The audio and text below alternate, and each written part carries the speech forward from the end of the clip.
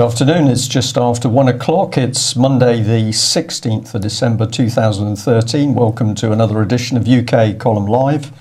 I'm your host this afternoon, Brian Gerrish. With me in the studio, Mike Robinson. Good afternoon. Well, we're just going to say a few brief words on the weather because lots of people talking about the weather today. It's been pretty gruesome in Plymouth over the weekend, particularly Sunday, grey, cold, raining. Today, not much better. We'll leave it there. But as we always say, we like it that way. Well, we thought we'd start off by raising once again the subject of the deaths of innocent men, women and children, and particularly the children in Syria. It's very interesting that after UK Column Live starting to point a finger at Britain's mainstream media for abandoning the Syrian people to their fate and not reporting on civilian casualties in Syria, The Guardian has popped up and started to report again.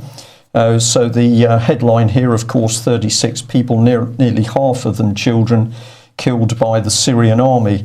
So as usual, The Guardian gets in the twist because there's no reporting of how many people have been killed by the so-called rebels.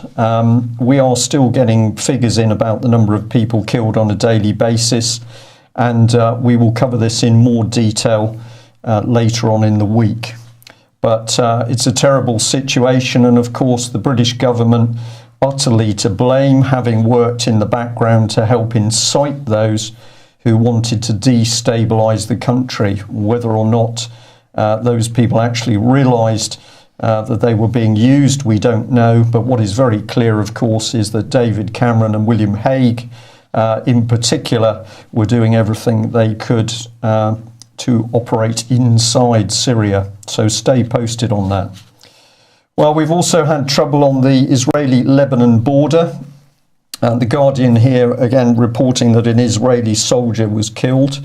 And I believe there's also a Lebanese soldier who's missing at the moment.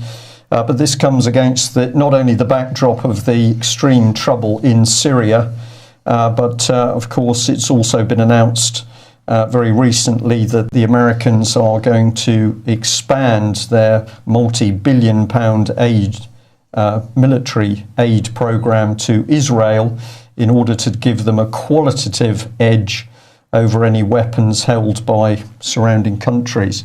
So the Americans there definitely helping to prop up the Israeli regime and, of course, make sure that they have all the weapons they need for whatever foreign policy they want to carry out. Well, having started with a little bit of a military theme, we will come back to this charity, Help for Heroes. Last week, we were alerted to the fact that this gentleman, His Honour Judge Jeff Blackett, was exactly the same judge who sat in judgment of Royal Marine Sergeant Alexander Blackman. And we believe that this man should stand down as a trustee for Help the Heroes. We think his position is gross hypocrisy. His position is untenable. And we hope that there are many, many other people out there who feel the same. So while we recognise that a great many servicemen and women have been helped by the Help the Heroes organisation, I'm afraid that on this particular subject we've got to disagree and say it is simply untenable to have this man sitting as a trustee. Well, the government supports that charity. Who is the government? We come back to David Cameron, King Cameron and the Snow Queen, as we've mentioned many times before. But here he is, we think, in a cynical ploy to try and gain favour with the armed forces. He's talking about doubling funding for the children of servicemen and women. And this is funding which is used to help with schooling arrangements. Of course, the pressure's coming on because many troops are now being brought back from Germany, and the UK column seems to be the only news source that's reporting that those troops are coming back without major equipment and armour. But on this particular subject, the Prime Minister said, "We have a moral duty to ensure that the children of our servicemen and women are not disadvantaged by the vital job that their parents do, keeping our country safe. That's why we're doubling the school support to 6 million every year for the next 4 years. This funding ensures that service children receive the best possible care and support, helping them to settle in new schools or deal with the challenges of time apart from their parents. And it helps our local communities that look after our armed forces families too." Our comment on this is, meet the Prime Minister whose government is covering up for paedophiles in the establishment. Would you trust your children with these people? Well, I certainly wouldn't, and many, many other people now are watching the exposure of the paedophiles in the establishment and political upper echelons of the British establishment with growing unease. And of course, over the weekend we had the story about Harriet Harman. Harriet Harman, thank you, Mike. So slowly but surely we're seeing these links between political policy and pro-paedophile groups. So if you're not aware of that story, look for the Daily Mail Saturday, pages 12 and 13, and you'll see the type of people who are really governing Britain. Perhaps this article here from The Independent gives us a good idea. David Cameron is apparently pleading with the Danish Prime Minister not to delete their Mandela selfie. Well, this is extraordinary, isn't it? We've got these people who are fomenting wars overseas. They're pumping money into terrorist organisations, and here they are acting worse than 14-year-old children. This is the really scary bit. These are low empathy people with massive egos. And have we seen them at the funerals of soldiers who've been killed in Afghanistan or elsewhere? Or Iraq. Or Iraq. No, but let's go to a funeral and have a little bit of a schoolboy prank. It would be funny if behind the scenes this wasn't occurring. And we'd like to thank one of our researchers for drawing our attention to this. It's a UN document under the banner there of Secretary General Ban Ki-moon, and it's basically saying HE, Mr. David Cameron, Prime Minister of the United Kingdom. Well, what's the significance of this? Very easy. Meet His Excellency. I should have put a capital H on his, but HE is His Excellency. So this is the title that the UN is using for the Prime Minister. But of course, this is only appropriate in a republic. So either the UN knows something that we don't, or something else is going on behind the scenes. If David Cameron is prepared to continue to put the lives of British soldiers, men and women, at risk, the Australians have now taken the step of pulling out troops from Afghanistan. So the article in The Guardian here is saying that apart from a 400-strong group in training and support roles, the last Australian troops have now gone. This seems to be a problem for Cameron, but then of course at the moment Britain and America is simply protecting the drug industry. Indeed. Which brings us really to where the money goes. Right, so this was the front page of the Daily Mail this morning. Why are we giving China £27 million in aid, they ask. I think this headline has two purposes. The first purpose, it demonstrates a sort of bitter jealousy of the fact, if you read on down the article, it certainly does, sort of bitter jealousy of the fact that China is running missions to the moon. And I would really just ask the question, why isn't Britain running similar missions? We don't have the money, we're told, but of course we know that's not true. The next thing that it does is it reinforces the propaganda that foreign aid is something to do with providing assistance to countries, when in fact it's nothing of the sort. Foreign aid is a mechanism for providing, for promoting British foreign policy abroad, nothing else. So this is the document that the Department for International Development published, and the first thing that is of note, I think, is how the overall budget is spent. And as you can see here, the biggest pot of money is for healthcare. And I presume that means vaccinations and promotion of the big pharma sort of agenda in developing countries. So that's £1.1 billion or so. But you'll notice that the second largest pot is going towards government and civil society. I mean, what does that say to you, Brian? Well, it's going into the very initiatives which are actually ripping the country apart at the moment, of which big society is the key one. So this is NGOs, the common purpose with small c and small p, right? Or Tony Blair's third sector, if you'd rather call it that. Just as an aside, before I go on, you'll notice that it says there admin costs of somewhere in the region of £750 million. That's just the cost for administering the foreign aid programme. Staggering amount of money. So really, when you look back at the Daily Mail's headline, where they're complaining over, where they're saying £27 million, well, that's equivalent to 1,000 nurses. Well, really, they're quibbling over nothing, because £750 million is, or sorry, that's not £750 million. The admin cost is somewhere in the region of £350 million. Doesn't matter. It's still a huge amount of money for running this scheme. So you got 750 million going into the government and civil society. Yes. And then you've got this huge figure, as you say, about 350 million, which is the costs of running aid. Right. Is that right? That's correct. Yeah. Yes, staggering. So anyway, to get back to the point, £27 million is really a drop in the ocean as far as China's concerned. I mean, what effect could that possibly have in terms of assistance to a billion people? None at all. But on the other hand, it might have a pretty big effect to the British Council, for example, or to some NGOs. But of course, the Daily Mail didn't bother to find out any of the details of exactly where that money went. Now, I phoned the Department for International Development this morning, and they said that they will try to find out for me. The press officer said they will try to find out for me where that money has gone. Okay. But he certainly didn't know when I spoke to him. And as soon as he does come back with some information, I will pass it along.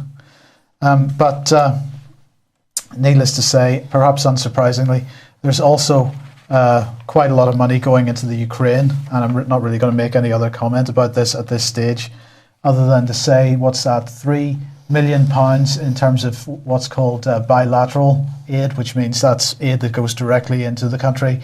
They don't have figures for 2012 yet for what's called multilateral aid, and that is money that goes into a big pot with lots of other money from other countries to be spent in certain things. But you'll see that in 2011 we put £181 million into the Ukraine. What for? For NGOs and similar foreign interference in that country. As we're going to come on to, Mike, the key thing is people simply don't realise, or a lot of people don't realise what this money is actually being used to do. Right. Well, I'll just if I can just go through some of the main areas where the money's being spent. It'll only take a second. NGOs is a key one. The British Council is another one. CDC Group PLC, that was formerly the Commonwealth Development Corporation, which was, quote, transformed from a statutory corporation into a public limited company in December 1999, paving the way for it to become a public-private partnership. And so that's money goes through that. Something called the Chevening Scholarships, which are funding international students who want to study in the UK, and that's funded by the Foreign and Commonwealth Office. And you do have to ask the question, is that foreign students coming into the UK to be funded, or to get their education and then to go back into their homelands as suitably trained Foreign Office agents? Well, I think it is, and you've mentioned the British Council there. Of course, it's Sally Dickett's, the head of the infamous Oxford and Cherwell Valley College. I think I'm correct in saying that she's advertised on the British Council website as one of the leaders in the provision of education to young adults, teenagers, young adults.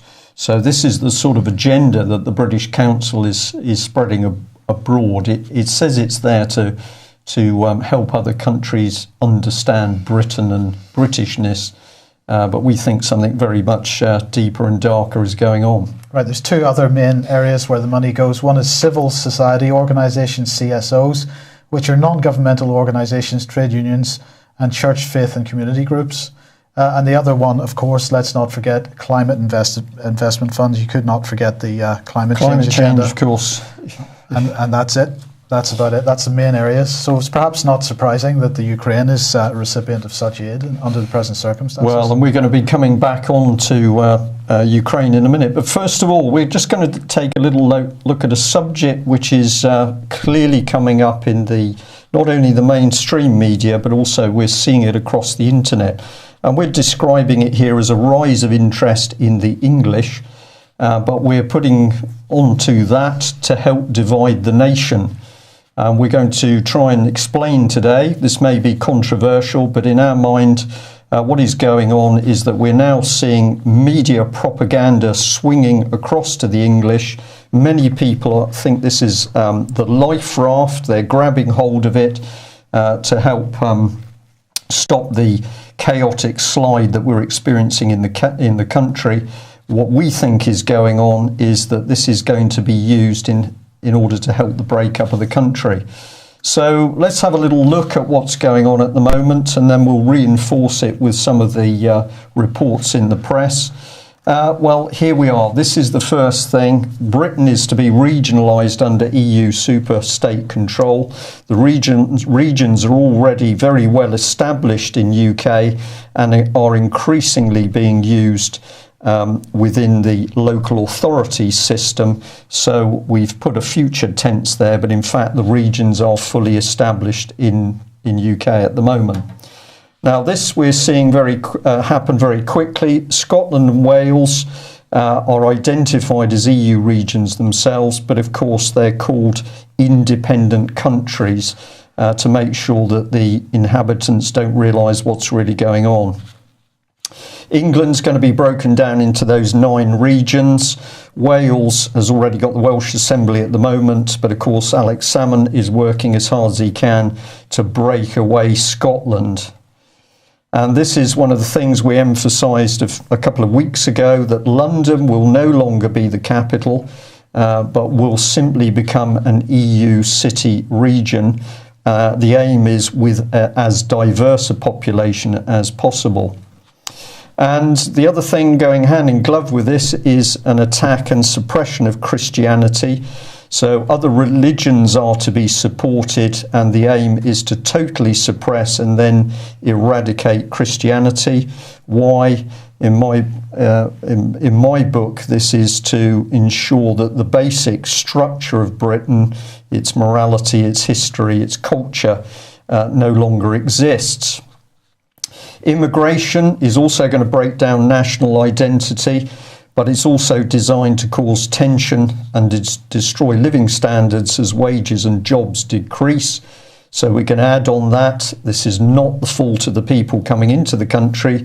They are being used, and ultimately they are going to fall victim to the system that this cross-party cabal are building. But the idea is to get massive numbers of people into Britain in order to cause this tension and later violence. So following this, of course, we're already seeing that foreign police are now invited into Britain to deal with non-English speaking immigrants and criminal gangs. So let's get the people in. This causes trouble. Now we can bring in foreign police as supposedly an essential element to work alongside British police. Hand in glove with this, the armed forces are being stripped of heavy weapons and capability with forced integration with the French. And in a minute we will come on to the fact that this is now targeting Britain's independent nuclear deterrent. Sorry, you mentioned earlier this business of stripped of heavy weapons. Yeah. We're being stripped of heavy weapons because they're being left behind in Afghanistan and Iraq and Germany. Is that correct? Yes. Right. Not being reported in the press, of course, but literally billions of pounds worth of British military equipment, army equipment, is simply left on site in whatever country the base has been in, and you've mentioned those. But we're getting a lot of information now coming from families who are moving back from Germany, and it would appear that heavy equipment, particularly armour, is being left in Germany, which means we may well have troops back here in the UK, but of course they won't be properly equipped should there be the need for them to fight. Well, the mainstream media is the propaganda machine, And we've talked about the suppression of British history and culture. If you talk about Britain or the British, of course, it's branded as racist or extreme. This is deliberate. We are promoting the national identity of Wales and Scotland, and of course we're also providing money and benefits not available to the English, and the aim of this is to increase tension, hence the focus in the mainstream media. Well, we've got the Welsh Assembly, and we've got the mainstream media now promoting independence for Scotland, and this is the key bit. We're now seeing that the mainstream media is helping to promote the debate as to whether we need an English Parliament. Many people are rushing to get on board this idea because they think it's time to stand up for the English. But the rat trap is that in doing so, what we're actually helping is the breakup of the UK.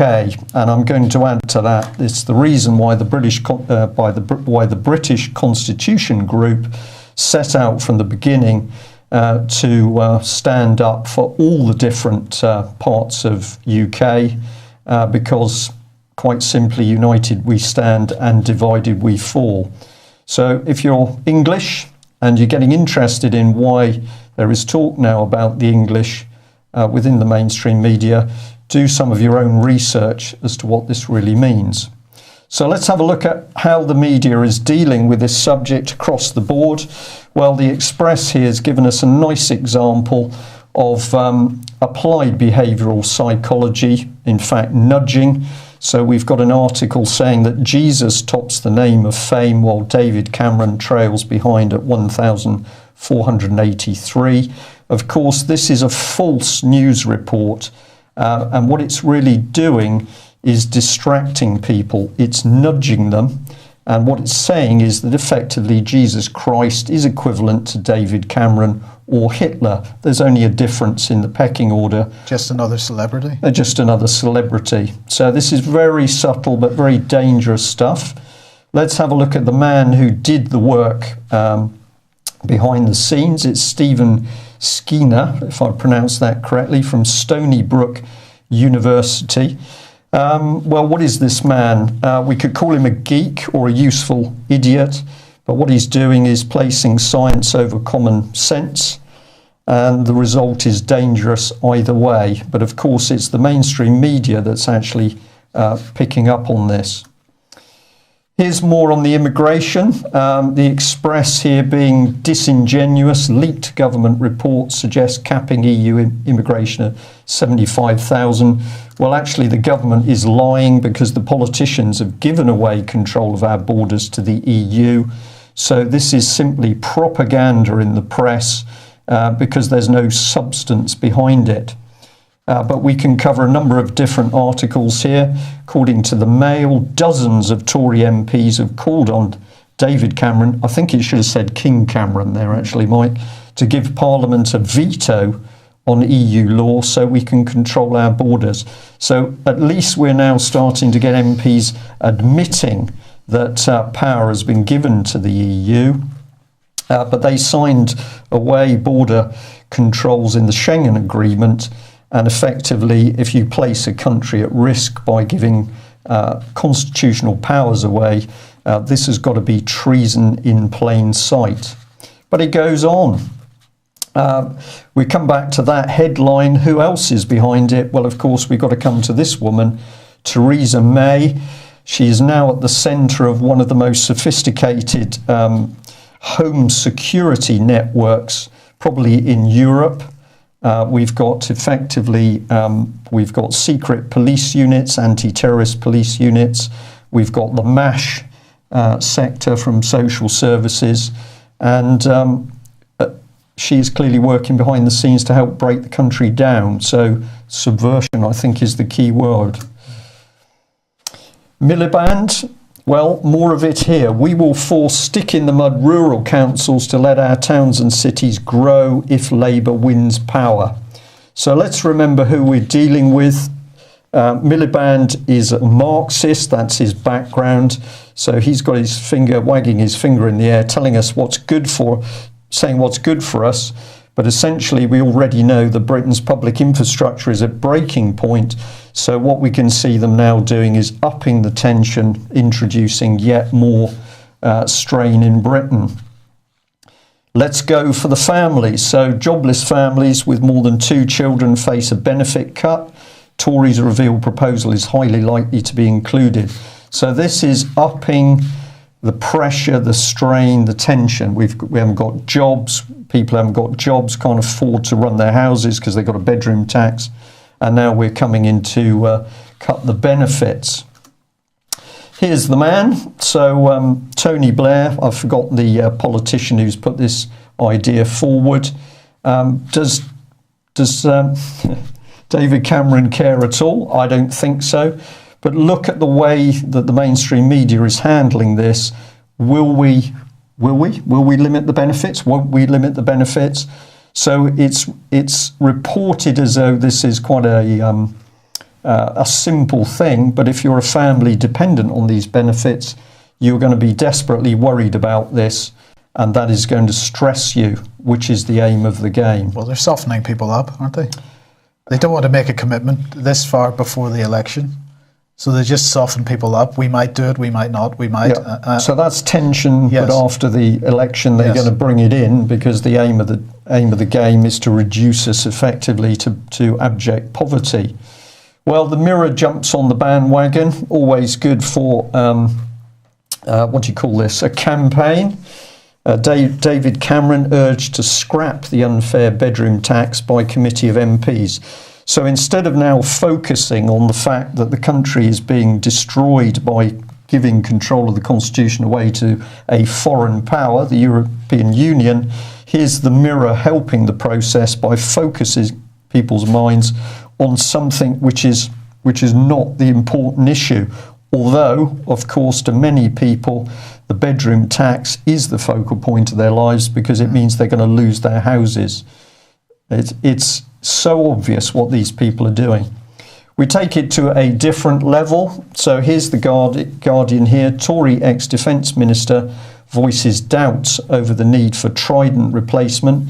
And this is James Arbuthnot. He says nuclear deterrence is a potential booby trap. And anyway, Britain's no longer a top-tier military power. Well, we've been watching this gentleman for some time because we have been saying that Britain is to be stripped of nuclear weapons as it's subsumed into the EU military complex. And what we have warned about, and we are the only outfit in UK that has been warning about this, is that behind the scenes, the Franco-British Council, a so-called charity, was running meetings in March 2010, attended by this gentleman, at which they were discussing what was going to happen with Britain's defence policy. The purpose of this meeting was twofold. Firstly, it aimed to extend the Franco-British Council's Britain, France and Defence initiative of October 2009, when it was clearly established that the moment was opportune to look into the Franco-British defence relationship once again.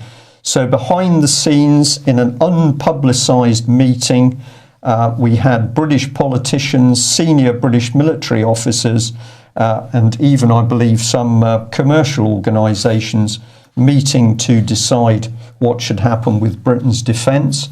And here, in one of the paragraphs on the report from the Franco-British Council, we have 2010, a key year for a necessary and anticipated revival of Franco-British alignment on defence matters. How did they know it was anticipated, I wonder, Mike? But here it says, the meeting opened on a point of consensus. It's time to revive Franco-British defence cooperation, and highlighted towards the end, we have, for his part, James Arbuthnot, Conservative MP and chairman of the House of Commons Defence Select Committee at the time, urged participants to adopt a let's make it happen attitude. So this was a meeting held behind closed doors by a charity, as I say, with members of the British Armed Forces and politicians. None of it reported in the British press. Why not? Because what we're observing is simply treason. Young people, every child matters, of course. So here's the Independent reporting that young people want UK to stay in Europe. 4 in 10 adults aged 18 to 24 are firmly in favour of membership, according to a poll. Of course, the poll could be put the other way round. Young people do not want to stay in the EU. 6 in 10 adults aged 18 to 24 are firmly against membership, poll shows. Well, what are they doing? It's quite simple. We've got mainstream media nudging people to drive the public view into a positive view on the EU police state. And this was a little case study that they decided they were going to use to emphasise the accuracy of their reporting. If we blow it up, it says that Angus Gordon, 23, from Manchester, moved to Germany in January 2013. He teaches English to business clients, and because he's now found it so easy to move around, he firmly thinks that the EU is good for us. So, I mean, this is mind-boggling stuff from the Independent, that we've got a euro currency crashing, we've got massive unemployment, we've got rise of a police state. And how do they justify their pathetic article? They use a case study from a 23-year-old teacher. It's an insult to our intelligence, I think. But we'll give you this one to emphasise it. So here they are again, simply telling us that supporters of the EU should target Britons in their teens and 20s and forget about pensioners. So if you're older, you're a lost cause because you obviously know what's going on. But here's the Independent clearly pushing out a broadcast and giving advice to help pro-EU supporters. And as we've often said, the target is our young people. Well, if you've not been sure to date, our MPs are beginning to think that the BBC is not credible, a culture of cronyism and broken leadership. Withering verdict of MPs on the BBC over the payoffs debacle. So the BBC spent a lot of money paying people off. The BBC Trust under Lord Patten has said, we greatly regret that licence fee payers were let down by this episode. We are entitled to expect that their money is, they are entitled to expect that their money is spent wisely. So there's no mention of the fact that the organisation's been riddled with paedophiles. And we'd just like to basically say, has it really taken until now that we've got an educated MP who's only recently discovered that the BBC is utterly corrupt and is protecting paedophiles? It's actually it's a fascinating comment, though. A culture of cronyism and broken leadership. This is the organisation that, apart from the public sector, the government, has probably spent more on common purpose training than any other organisation. But it's got a culture of broken leadership. What does that say about common purpose's leadership training? It says that it's really good, Mike, because the aim of common purpose, of course, is not to make organisations work. It's to help break them down so that they can be transformed into the new society. So credit where it's due, get common purpose involved, and you're going to see breakdown of your organisation or company or country pretty quickly. But here are the MPs. Are these people just useful idiots?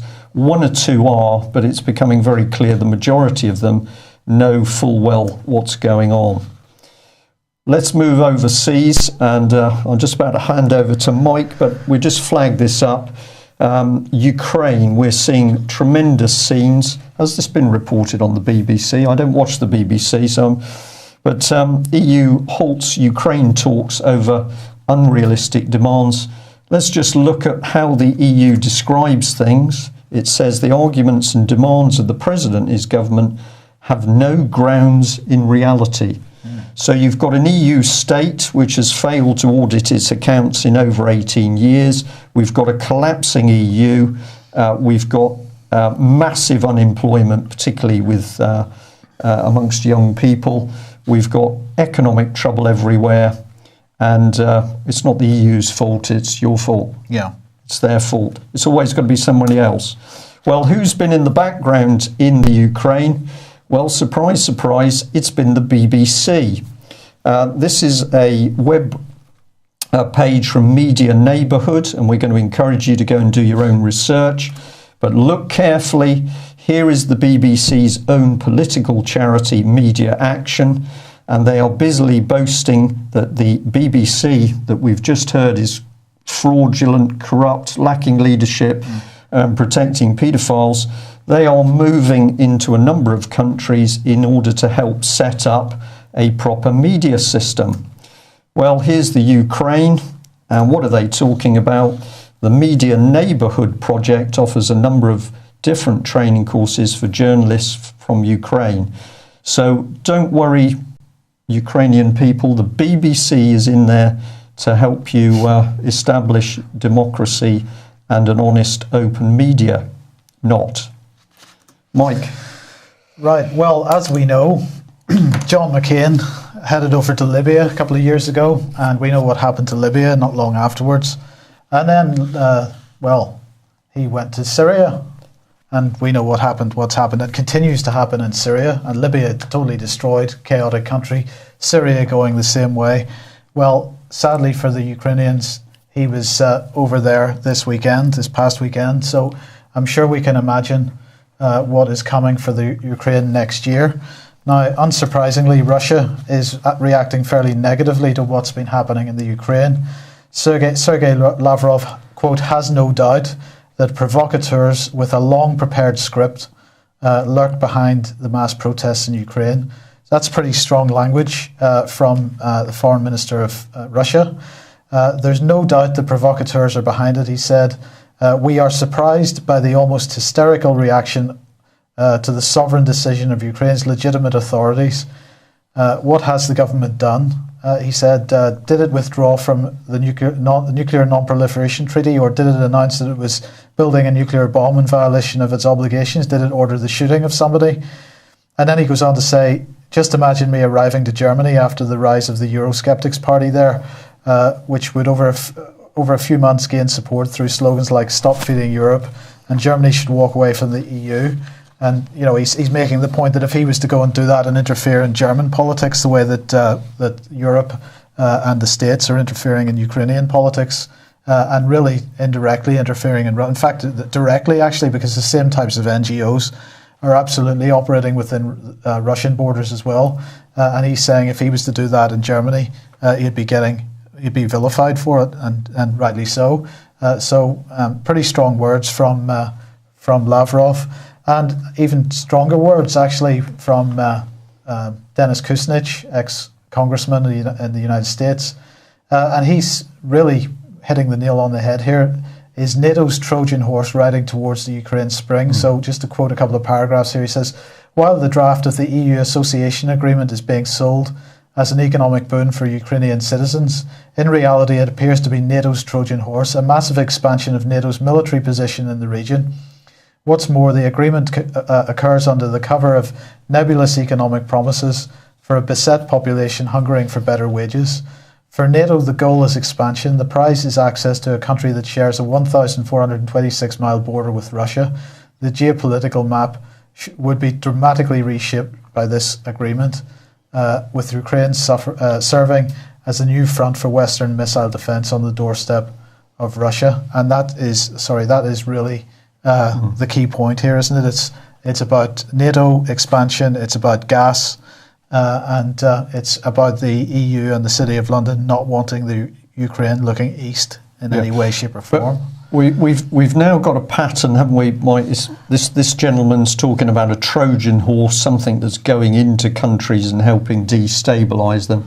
And we've heard Assad talking about this in...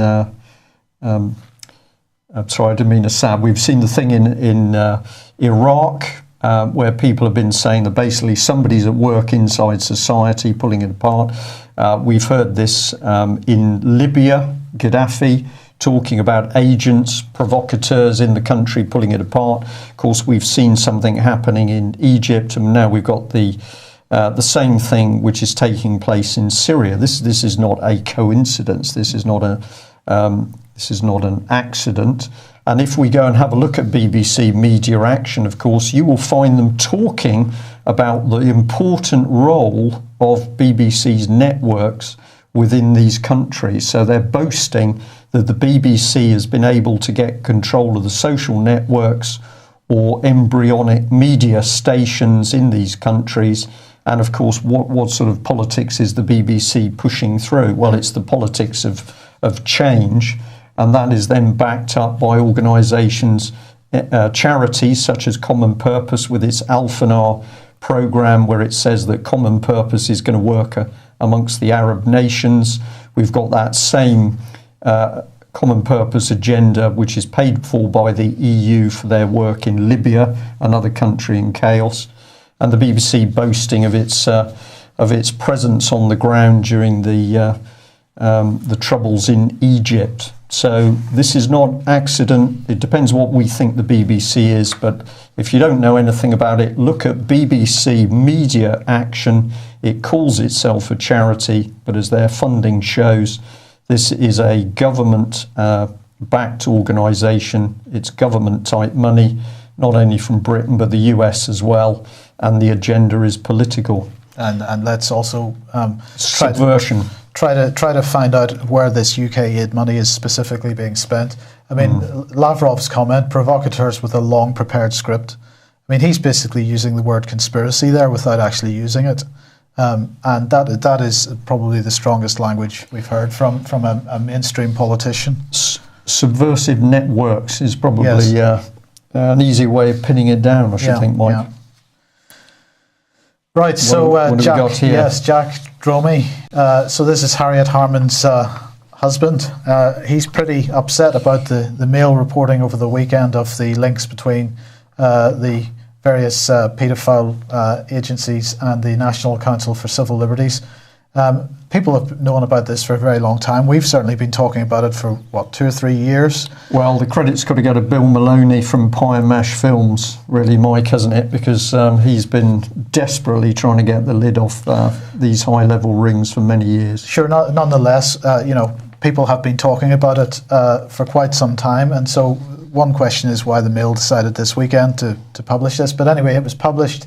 And Jack Dromey very upset about the fact that it was published. Apparently, so is Harriet Harman, although I haven't seen a public statement from her yet.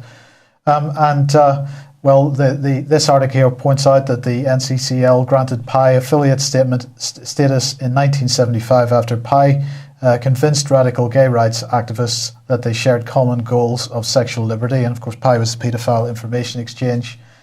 Romy said, my view then and my view now is that there is no place in a civilized society for any individual or organisation who promotes the abuse of children. Quite simply, I was throughout that time an implacable opponent of PAL and Pi, as they were called. So that's what he says. Of course, unfortunately, Dromey recently hasn't done himself any favours because he has been favouriting tweets promoting gay pornography, and as the Guido Fawkes website pointed out, he's done it on more than one occasion. So he was putting it down to be a slip of the finger, a mistake. He didn't know how to use Twitter, but he's actually done it a couple of times. Not doing himself any favours there, really. Well, at the end of the day, there's a lot more to come out about this. We've still got the Metropolitan Police Commissioner, Brogan Howe, refusing to investigate Cyril Smith's paedophile activities.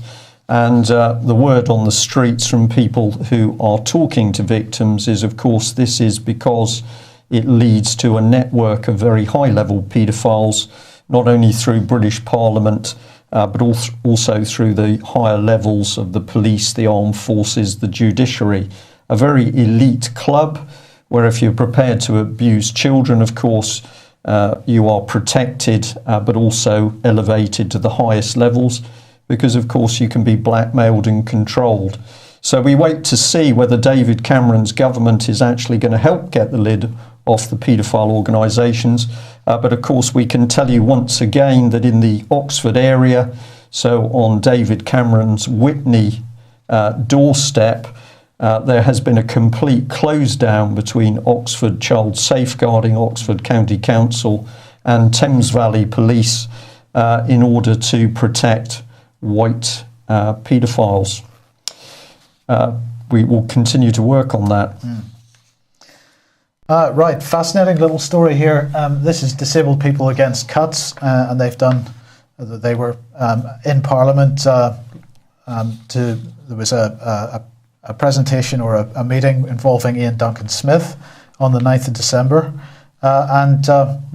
they were quite surprised to discover armed security within the walls of Parliament.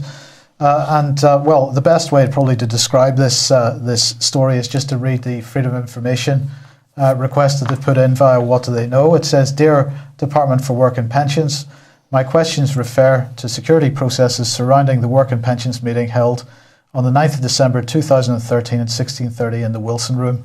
According to multiple witnesses, members of the public, mainly physically or mentally disabled, who arrived to observe the above meeting, they were initially met by standard airport and court-type security, metal detectors, belongings checks.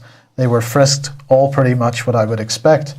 The public area was off camera, although some public members did appear in the view of the camera to find their seats, and I did witness one electric wheelchair user briefly on camera.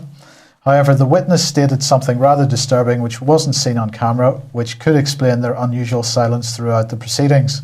There were several policemen or security guards with machine guns not pointed down, but instead pointing towards the public area throughout the meeting. My questions are as follows. 1. Who from the DWP asked for these guards with machine guns to be present? 2. Who from the DWP asked for these guards to keep their machine guns pointed toward the public area? 3. Please provide the report which deemed it necessary to have guards with machine guns pointing towards the public during this meeting. And 4. Please specify the government department I should send this FOI request to, so if you don't hold the information on the question above. So pretty spectacular report, if it's true, and I absolutely believe that it is. I look forward to seeing the response to that. They have acknowledged receipt of the Freedom of Information request. So we'll see in a couple of weeks' time what they say. It tells us absolutely, Mike, that the government and individuals in the government are starting to get worried. I think there are two reasons. They sense the tensions rising. Well, they should do, because they're helping to create that. But they're also now aware that people are beginning to see through the political actions, what these people are about. And of course, at the end of the day, they know that they're going to be removed from power. Now, we advocate, of course, that is done in a peaceful and appropriate way. But of course, if you're a low empathy, high ego politician, like Ian Duncan Smith or Cameron or even Blair, you're going to look at anybody who challenges you as though you're a potential extremist. So I can imagine that there are a number of politicians who are not sleeping too soundly these days. And I believe the mainstream press did report a little over a year ago that Tony Blair was spending about £635,000 a year, £635,000 a year on his personal security. Why'd you do that if you're sleeping well? Yeah. Well, it's pretty obvious what's happening. The country's being taken apart. We need to stop it. How do we stop it? Tell a friend. The truth's got to be spread through the country. And I'm going to say to any of you that are following a broad pattern of actions to try and do something, we need to start focusing. In our opinion, we've got to concentrate on the areas that are going to affect us most. There are matters which are important to us as we live in the world as a whole, but what we've got to concentrate on is what's happening on the doorstep, in our local authorities, in our local police forces, because these are the people that will be kicking in your door unless we do something about it. So look at the wider policies by all means, but the key thing we feel is to start pulling apart Cameron's big society and understanding just what that society is and how the local social entrepreneurs are being used to pervert common sense and the way society should work. So a bit of focus if we can. This evening at 9 p.m, Ian Crane's back with another episode of Fracking Nightmare. We've got a short video trailer here, so I'll just show that, and then we'll. Then We've got a couple of words, yeah. On tonight's edition of Fracking Nightmare, we'll be asking whether iGas have experienced a major operational failure at their Barton Moss well site. Has the failure been so great that they are now planning to use the site for a wind turbine? In addition, we'll be looking at the tactics being deployed by the Greater Manchester Police, which have resulted in a disabled protector's leg being broken. Join me tonight, 9 p.m, ukcolumn.org/live. Right, so Fracking Nightmare, 9 p.m. tonight, ukcolumn.org. Please join us for that. It's going to be another fast-paced program, lots and lots of information to get through, and it's going to be pretty interesting, I think. That's true. Can we also add that we're well aware that many people are watching fracking from the point of view that it's an emotive topic which is helping to raise the tension across the country. And therefore, there's always the danger that the subject of fracking is going to pull people into inappropriate actions to violence. Our view on this matter is that actually what we're witnessing at the moment are ordinary people, one, beginning to learn exactly how vicious the state can be, but maybe more importantly, what they can and cannot do to counter this sort of behaviour by the state. So whatever you think about fracking, just have a look at the way the state is reacting at the moment to peaceful protesters. And I believe in this incident that a man in his wheelchair has been injured as a result of police action. Broken leg. So Yeah. the key point is that the Barton Moss protectors, whatever as they prefer to be called, they, despite the police provocation, remain peaceful, calm and polite. And it's a sad indictment of the way that certain elements within the police are behaving at the moment, that they're attempting to do their best to change that situation. I don't think they're having much success so far. No. So there's a lot to be learnt from all sides on this, but that's our policy on fracking, and we're going to stay with it. So thanks for joining us. 9 p.m. tonight. 9 p.m. tonight. Fracking. And we'll see you tomorrow. Yeah, bye-bye.